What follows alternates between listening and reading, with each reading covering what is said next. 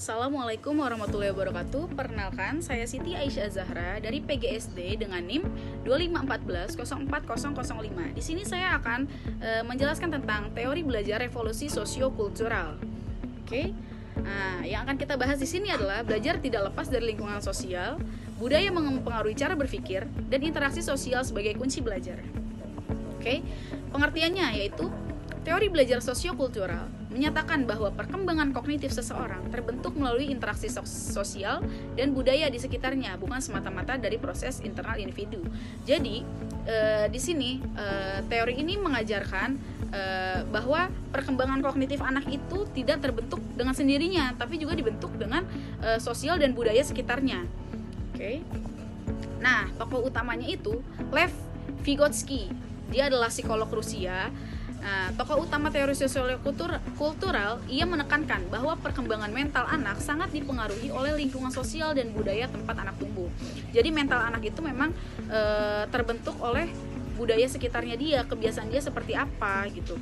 Apa yang sering dia lakuin di rumah seperti apa. Oke.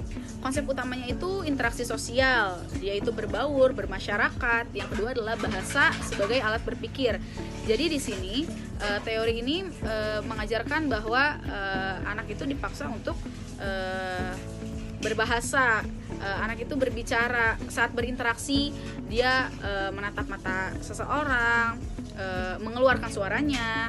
Yang ketiga yaitu budaya mempengaruhi kognisi. Nah, culture kita ini mempengaruhi kognitif, bagaimana cara berpikir anak, pengetahuan anak itu dipengaruhi oleh budaya-budaya sekitar. Oke. Selanjutnya itu peran guru. Nah, guru sebagai fasilitator, guru itu sebagai pemasilitasi saat pembelajaran seperti media, alat dan bahan dan lain-lain. Oke. Yang kedua, guru sebagai pembimbing belajar. Jadi karena guru sebagai fasilitator, guru tetap membimbing, guru tetap ada di kelas, guru tetap memotivasi anak untuk pembelajaran berlangsung. Yang ketiga yaitu menciptakan interaksi sosial. Guru itu harus menciptakan interaksi sosial seperti kerja kelompok, anak diajak untuk berbaur, bermasyarakat. Yang selanjutnya itu penerapan dalam pembelajaran. Nah, seperti yang tadi ada diskusi kelompok, ada kerja sama siswa dan pembelajaran kontekstual. Oke. Selanjutnya itu kelebihannya itu pembelajaran yang bermakna. Jadi yang sudah teori ini sudah masuk ke dalam 8 dimensi lulusan kita gitu kan. Kurikulum sekarang yaitu deep learning, pembelajaran yang bermakna. Ya, terus juga mengembangkan sosial siswa.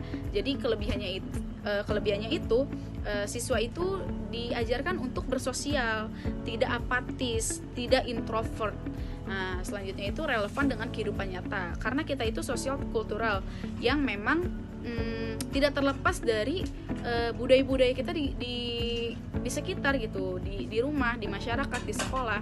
Jadi memang teori ini relevan dengan kehidupan nyata.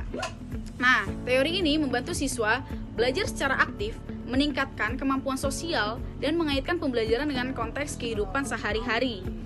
Oke.